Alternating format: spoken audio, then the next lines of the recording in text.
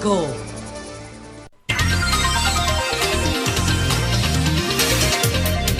Siete en punto de la mañana, son las 7 en punto. Buenos días, dominicanos, dominicanas. Bienvenidos todos al Sol de la Mañana. Julio Martínez Pozo, los comentarios de los temas más importantes en el programa de mayor influencia de la radio y la televisión nacional. Y cuando doy la bienvenida es a lo que se incorporan a partir de las 7 de la mañana, porque el Sol de la Mañana arranca todos los días a las 5 de la mañana. Saludo pues para Andrés Martínez, que se ha reintegrado después de estar afectado del COVID-19. Entonces, señores, bueno, vamos inmediatamente con los temas que tenemos aquí en nuestra agenda del día de hoy. Los temas que tenemos en esta agenda. Vamos a ver nuestra agenda del día de hoy. Entonces, en estos, bueno, aquí hay un asunto que no quiero borrar, pero bueno, se fue. Vamos a la agenda. Entonces no me estaba impidiendo ver la agenda. Entonces, la consumación de la alianza PRM Fuerza del Pueblo para la asignación de la segunda mayoría en el Senado. El insustentable presupuesto del año 2021 y la realidad del COVID-19.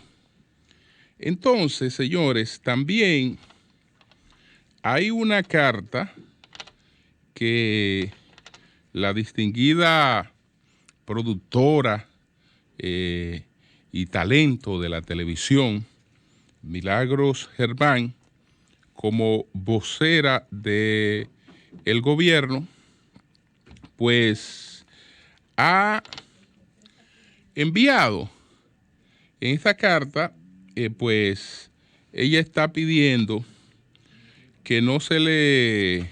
Vamos a buscar un párrafo.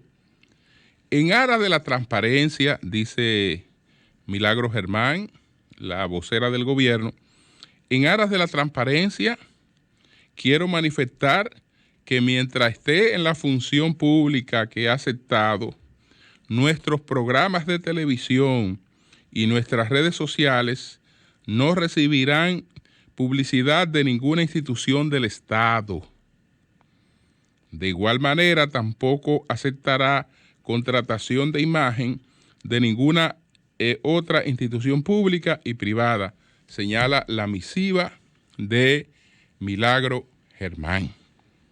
Bueno, en verdad esto está expresamente prohibido por su condición de funcionaria del Estado. Ella está entre los funcionarios a los que le está prohibido suplir al Estado. Ella para sus actividades ha de tener un registro nacional de contribuyentes y en este registro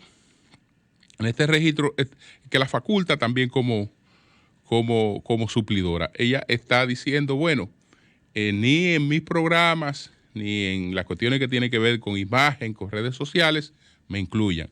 Si lo que ella está pidiendo es lo que la ley le prohíbe, entonces parecería innecesario que lo haga, pero no es innecesario. Lo que abunda no daña. Ella lo que está comunicando es que no tiene la intención de violar esto que establece la ley de compras y contrataciones del Estado. Y también está en la ley de función pública y el código de ética de los funcionarios públicos, una serie de cosas de estas. Entonces, repito, lo que abunda no daña. No obstante, ella tiene una situación un poco incómoda. Ella tiene una situación ahí un poco incómoda porque aunque ella dice que no habrá colocación en nuestros programas de televisión, en honor a la verdad, ese nuestro es abarcador y va más allá de lo que a ella le correspondería limitar. Porque yo puedo limitar las cosas que tienen que ver conmigo y con mis ingresos exclusivamente. Pero cuando lo que tiene que ver conmigo y con mis ingresos afecta ingresos de los otros, ya ahí hay un tema de difícil manejo. ¿Por qué planteo esto? Porque ella es productora asociada de un importante grupo de medios de comunicación. Es decir, ella es productora asociada.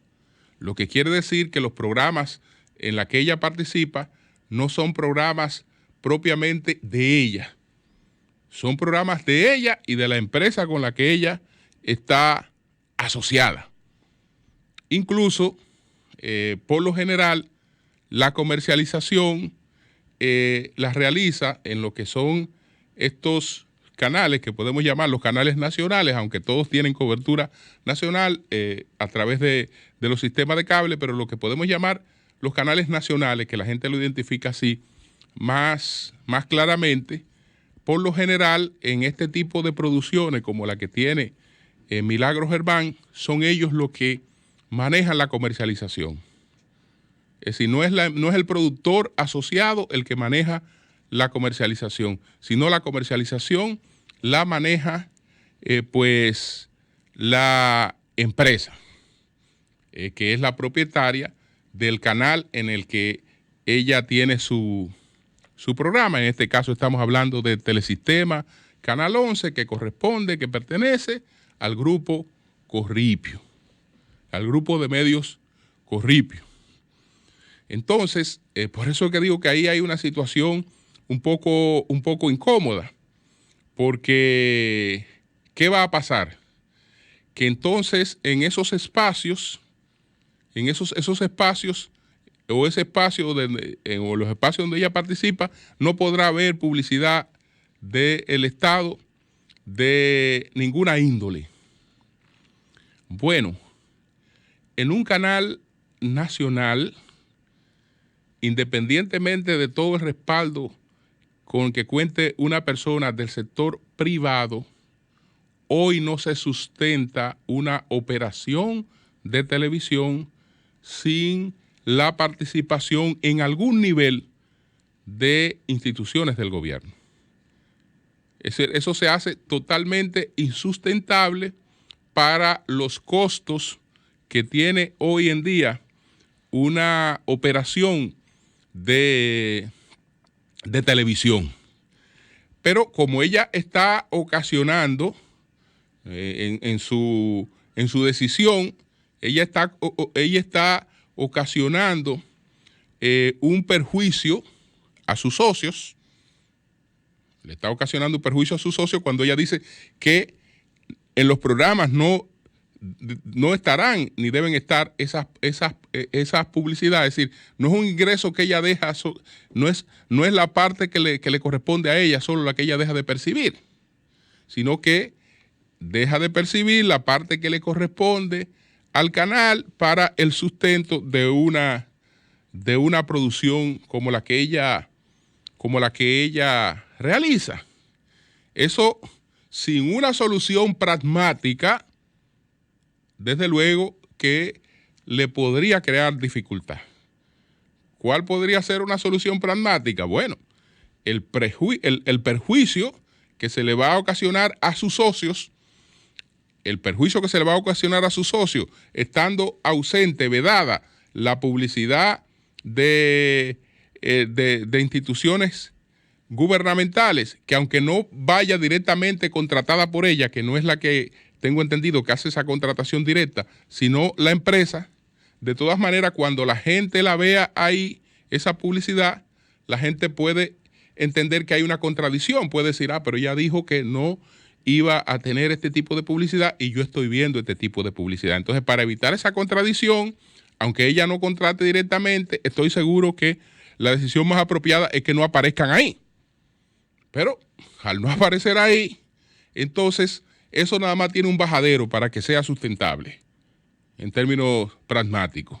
El bajadero es establecer en términos proporcionales qué perjuicio le crea eso al canal y compensar al canal en otros horarios con lo que dejaría de percibir ahí.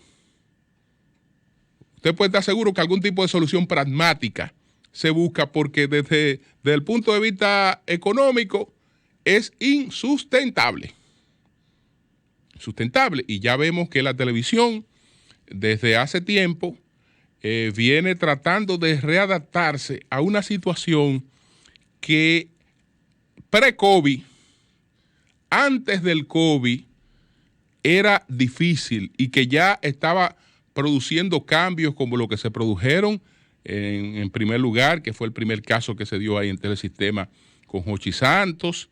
Desde ese mismo momento también estaba planteada la situación con ella, que aunque se dio de manera posterior, era producto de una reorganización que venía desde hace un tiempo, y esa reorganización tiene que ver con la crisis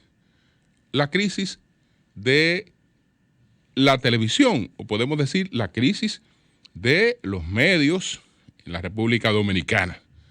Afortunadamente, y no digo afortunadamente, pero excepción hecha de la radio, que ha sido de los grandes medios el que se ha seguido fortaleciendo, con la televisión, al igual que con los impresos, hay una situación sumamente difícil. Usted puede ver cualquier operación importante de televisión y creer que ahí, por todo lo que usted ve, se está produciendo todos los cuartos del mundo. Cualquier operación que usted vea de televisión, salvo tal vez una excepción, lo que hay detrás de eso se llaman pérdidas. Antes del COVID y después del COVID, peor. Entonces, ahí está esa situación. De todas maneras, ella ha querido ser, digamos, más precisa en este aspecto, enviando una carta en la que plantea que no le otorguen lo que la ley a la vez le prohíbe. Entonces, eso es lo que tiene que ver con esto. También quiero leer este mensaje que colocó la persona más presente en las actividades que llevó a cabo el presidente Luis Abinader en Santiago. Dice Ortega y Gasset que en ocasiones la ausencia es la mejor forma de estar presente. Porque cuando llegamos a un edificio que no está alfombrado, sino que es un edificio que vamos a pisar sobre mosaicos o sobre cerámicas, y si falta un mosaico, el mosaico ausente es el que llama la atención. El mosaico ausente es el más presente de todo. Nadie se va a fijar en los mosaicos que están ahí, sino en el mosaico ausente. Entonces, Abel Martínez es la figura más presente en estas actividades que encabeza Luis Abinader en Santiago. Usted le pregunta mañana a cualquiera con quién se reunió Luis, tal vez lo saben los santiagueros. Pero lo que sabe el país es que Abel Martínez estaba ausente. Eso sí lo sabe el país. Que Abel Martínez estaba ausente. Que nuestro presidente habla de una crisis que hay que enfrentarla con unidad en los mensajes, que él está llamando a los partidos políticos, que esto, que lo otro, pero en sus actuaciones, entonces, en la práctica, entonces hay sesgos en algunas de las cosas que hace, y un sesgo que no le suma absolutamente nada. Que tal vez en estos momentos donde todo lo que él hace tiene el aplauso de la popularidad, pues bien, pero son cosas que no suman y por el contrario lo presentan a él tal vez como una persona que no es, porque no creo que él sea una persona de este tipo de exclusiones, que esa sea su característica, pero está dando esa connotación. Entonces leo este mensaje de Abel: siempre seré el primero para emprender y apoyar acciones tendentes a beneficiar a toda la gente de Santiago, ciudad que amo y respeto, pero no puedo asistir a donde nunca se nos ha convocado. Al Luis Abinader, presidente Abinader, lo invito a que juntos valoremos y respetemos a la ciudad corazón. La ausencia de la principal autoridad de Santiago no es un desconocimiento a esa figura. En verdad se traduce también en un irrespeto a lo que escogió Santiago, que así como escogió a Luis Abinader como presidente de la República, escogió a Abel Martínez como su principal autoridad. Entonces, un demócrata respetuoso de la voluntad popular no debería desconocer eso. No debería desconocer eso, no debería menospreciar eso. Pero bueno, vamos a temas que son un poquito más duros, más difíciles que estos temas. Bueno, ¿qué pasa? Que ayer se consuma lo que era esperado porque esto ha sido parte de los acuerdos entre el presidente Luis Abinader y el expresidente Leonel Fernández, parte de los acuerdos de beneficios a la fuerza del pueblo, que ya incluyeron el tema de la Junta Central Electoral. Estaba entonces el tema de la segunda mayoría. Déjenme ver aquí si tengo un artículo que publicó sobre este tema Eduardo Jorge Praz, hablando, en el que hay algunas precisiones importantes sobre el tema de la segunda mayoría. Dice el artículo de Eduardo Jorge Prat: el artículo 178.3 de la Constitución establece que el Consejo Nacional de la Magistratura estará integrado por un senador o senadora escogida por el Senado que pertenezca al partido o bloque de partidos diferente al del presidente del Senado y que ostente la representación de la segunda mayoría. Ya no se trata, como se establecía en el texto constitucional previo a la reforma de 2010, solo de que el integrante del Consejo Nacional de la Magistratura sea diferente al partido del presidente del Senado, lo que por demás, y como bien ha advertido el constitucionalista Nacet Perdomo, se violaría al integrar como miembro a un senador que asistió a las elecciones como candidato de una alianza que postuló como candidato al actual presidente del Senado, sino que debe pertenecer también al partido que ostente la representación de la segunda mayoría. En otras palabras, quien ostenta la representación de la segunda mayoría no es el partido que tenga efectivamente más senadores a la hora de votar, sino efectivamente el partido o bloque de partido que ostente la segunda representación mayoritaria conforme al resultado electoral. Así, la primera mayoría corresponde al Partido Revolucionario Moderno, PRM, con 18 senadores. la segunda mayoría al Partido de Liberación Dominicana con 6 y la tercera al Partido Reformista Social Cristiano con 5. Tal como señala José Dantes Díaz, el concepto de mayoría congresual está sujeto a un elemento objetivo, que en este caso son los resultados electorales de cada organización política en las elecciones, por lo que no está condicionado a una decisión unipersonal de un legislador en un momento determinado.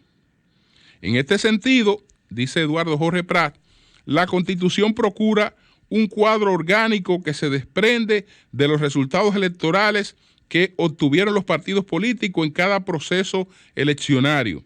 Si asumimos que la mayoría política y congresual se construye basada en la libre disposición de los congresistas, entonces la mayoría política legislativa serían muy volubles y veleidosas según los vaivenes de cada senador o diputado. Aquí hay que enfatizar las clarísimas palabras del constituyente. El partido que ostente la representación de la segunda mayoría no son los legisladores a los fines de la integración del Consejo Nacional de la Magistratura, lo que ostenta la representación de la segunda mayoría.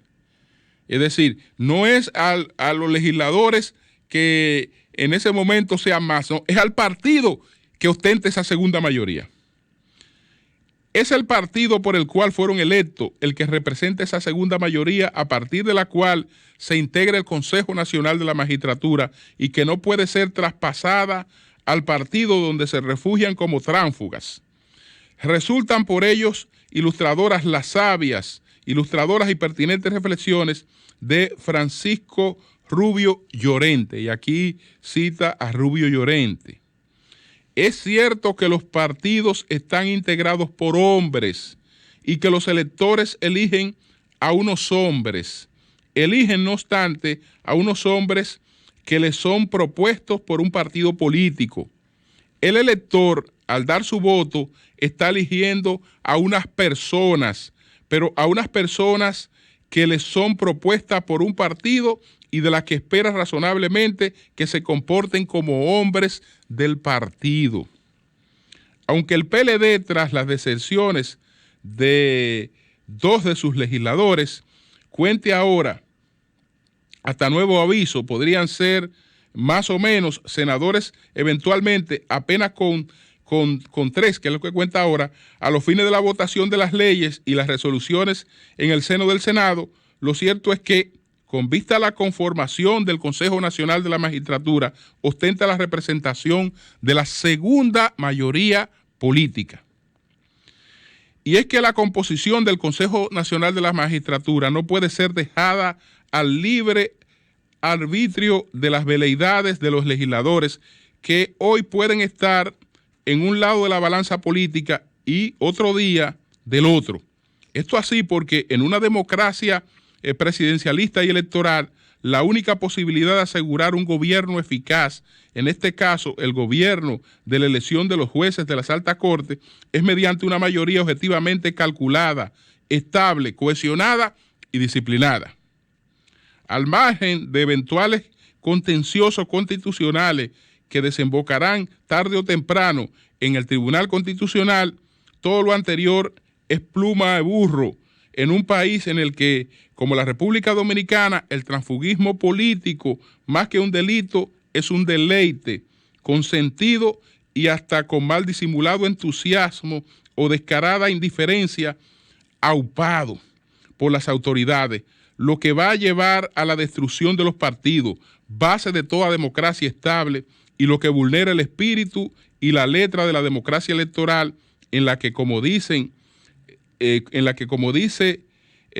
Rubio Llorente, los electores votan a los hombres que integran un partido, pero lo votan también con la esperanza de que actúen disciplinadamente y no abandonen intempestivamente su partido. Yo creo que este artículo resume muy bien este tema de la segunda mayoría, que ya sabemos cuál fue el informe que rindió la comisión especial y que aprobaron los senadores, porque esto era parte del pacto de alianza. no importa por quién haya votado la gente. Es decir, para nada cuenta el voto de la gente, para nada cuenta la cantidad de legisladores que hayan sido electos en la boleta de ese partido. No. Lo que cuenta es que el senador que va a representar al Senado, que es Eduardo Estrella, y el senador que va a representar a la Fuerza del Pueblo, fueron electos los dos postulados por el mismo bloque de alianza. Por el mismo bloque de alianza. Es decir, salen del mismo lugar los dos. Del mismo lugar.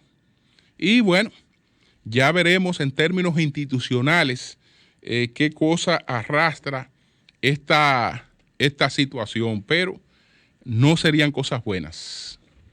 No serían cosas buenas y vamos acumulando cositas y vamos acumulando cositas y no nos preocupan.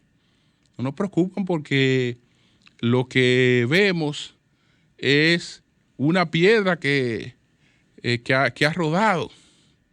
Pero resulta que a veces una avalancha se inicia con una piedra, con una sola piedra. Entonces ya cuando son varios golpes a la institucionalidad y varios golpes a la institucionalidad, cuando eso explosiona en medio de una crisis económica, pues a veces las consecuencias son impredecibles. Impredecibles. Vamos al tema del presupuesto del año 2021. Este tema se ha mantenido fuera de la palestra. El gobierno no ha querido que el tema tome vigencia, pero ya está avanzado el presupuesto del año 2021.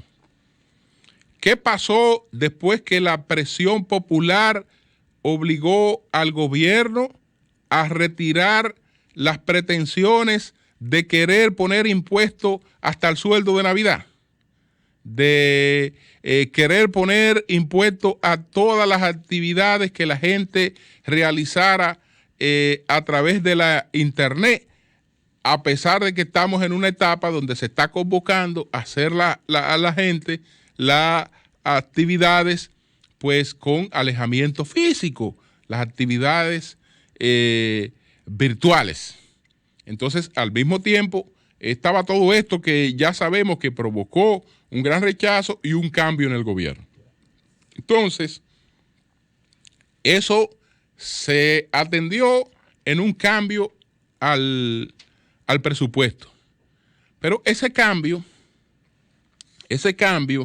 solamente ha sido en calcular qué cantidad de recursos se estimaba que se iban a generar por esos impuestos, y entonces ahora esos recursos han sido sustituidos por dos promesas. Hay una promesa de adelanto de la Barri y pues hay una promesa de financiamientos con adelantos de tributos del sistema bancario. Entonces, con estas dos fuentes de ingresos se sustituyen poco más de 25,000 millones de pesos que se aspiraban a generar producto de una cantidad de impuestos que se querían imponer de manera sorpresiva y que fueron rechazados por la población. Entonces, en resumen, ¿qué tenemos entonces en este presupuesto? Bueno, desde el punto de vista de el gasto, del ingreso y del financiamiento, es el mismo presupuesto que se había enviado. Exactamente el mismo presupuesto que se había enviado. Varió lo que ya expliqué que varió, y han variado otras cosas de efectos que pueden ser catastróficos. De efectos que pueden ser catastróficos porque el gobierno en este presupuesto del año 2021 pues elimina los programas sociales generados para auxiliar a las personas que habían sido desplazadas de sus empleos por la pandemia del COVID-19 y el confinamiento. Entonces, resulta que la economía todavía es una economía COVID y seguirá siendo una economía COVID durante el año 2021. Es decir, los efectos de la pandemia los seguiremos teniendo hasta el año 2021.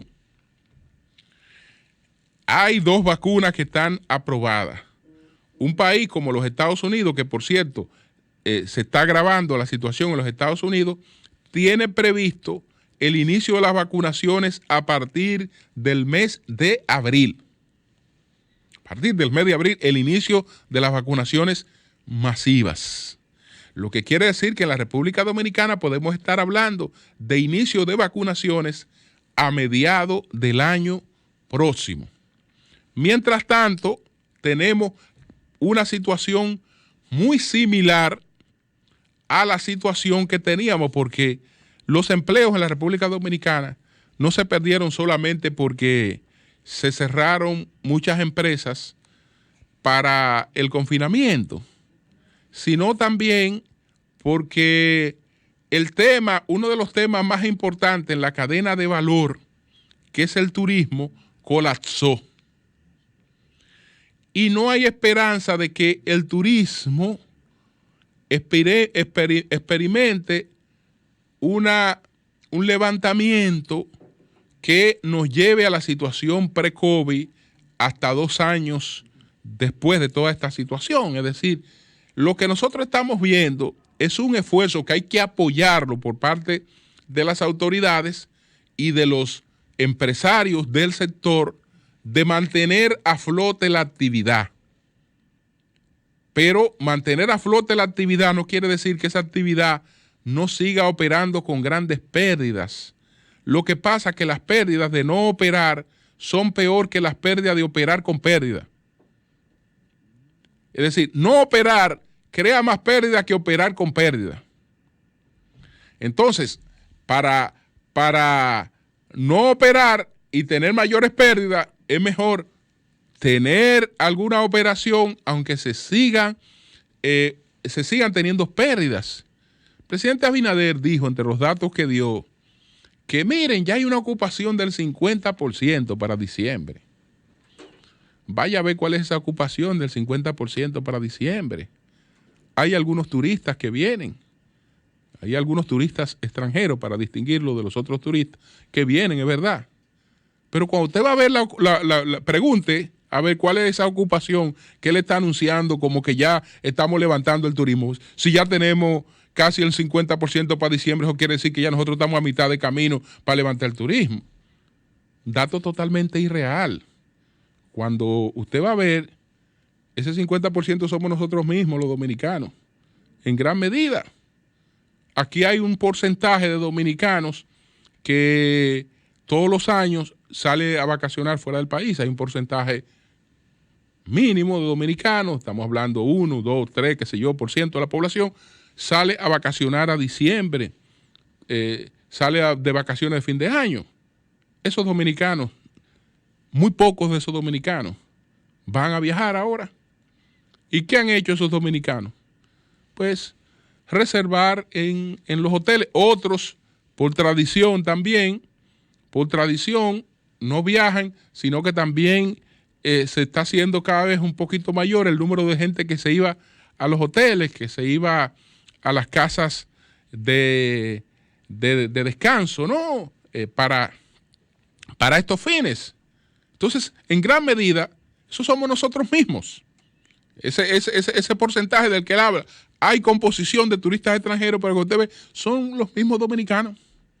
No es que el turismo se está levantando. No, somos nosotros mismos. Somos nosotros mismos. Entonces, somos nosotros mismos friéndonos en nuestra propia salsa. Comiéndonos los ahorros o financiando cosas en base a promesas de una reactivación de la economía. Nosotros mismos, pero no que las fuentes de generación de divisas se han reactivado en la República Dominicana. Entonces, en medio del panorama en que la economía sigue igual, quitar los programas sociales, quédate en casa, fase 1 y fase 2, realmente va a tener una repercusión social que difícilmente el gobierno la resista. Como difícilmente la resista, no duden ustedes que en enero tengamos un discurso del presidente Abinader culpando de nuevo al PLD de todo lo que ha pasado en el país y entonces revisando las medidas que contiene ese presupuesto porque son insustentables. Insustentable, es decir, abandonar a su suerte a la gente que está recibiendo esas ayudas sociales realmente es insustentable. Insustentable hasta que no haya una variación en el panorama de la economía actual. Pero, ¿por qué el gobierno ha hecho eso? ¿Por qué el gobierno va a dejar abandonada a su suerte a la gente que está recibiendo ayudas sociales en estos momentos? La va a dejar abandonada para simular que hay una reducción del déficit. No dudemos que en cualquier discurso el presidente aparezca diciendo próximamente que, miren, el déficit llegó a ser, con el tema del COVID, de un 9 a un 10%. En este momento el déficit debe estar casi en un 10%. Debe estar el déficit. En el presupuesto está calculado en apenas un 3%. Entonces, para decir que hay una reducción ficticia del déficit, porque el déficit sigue ahí, entonces, en el tema del presupuesto del año que viene, nosotros estamos planteando que apenas necesitamos prestado unos 146 millones de pesos, que no dan ni para tapar una muela. Eso es ficticio totalmente, que habrá que variarlo en el futuro. Ahora, ¿qué implica la variación de eso en el futuro? Porque es insustentable. Insustentable porque a partir de enero ya aquí habrían convulsiones sociales tremendas si el gobierno no varía eso de dejar abandonada a su suerte la gente que recibe ayudas sociales. Pero insustentable porque nosotros tenemos que cuidar las promesas que mantienen nuestra economía. Y entre esas promesas que mantienen nuestra economía está la deuda soberana del país. Cuando nosotros salimos a colocar bonos, estamos haciendo una operación diferida, es decir, estamos haciendo un intercambio comercial diferido que se completa en el tiempo. Usted adquiere un bono de la deuda dominicana que será redimido durante un tiempo. Mientras tanto, usted va recibiendo unos intereses. Pero ¿qué pasa? Que usted adquiere ese bono sobre la base de que el país le dice que el déficit con el que ese país va a operar es un déficit de un 3%. ¿Y qué pasa si ese déficit es de un 7 o de un 8, como lo es realmente? Que usted ha puesto gente a tener bonos y deuda dominicana, promesa futura de pago de deuda dominicana sobre datos falsos, sobre datos irreales. Y el daño que eso le puede ocasionar a la República Dominicana en los mercados internacionales es pues inmedible también, inmedible. Y yo no quiero dejar esto como que es algo que estoy diciendo y que lo estoy diciendo por decirlo. Yo tengo finalmente aquí, a propósito de ese tema, esta que es una joya. Esta es una joya de la economía. Esta es una joya de la economía. Me refiero a este clásico de Harry Sherman que se titula Las promesas por las que vivimos. Este es un tratado que analiza de manera muy amigable para los no economistas todo el tema del ciclo económico. y lo explica muy bien.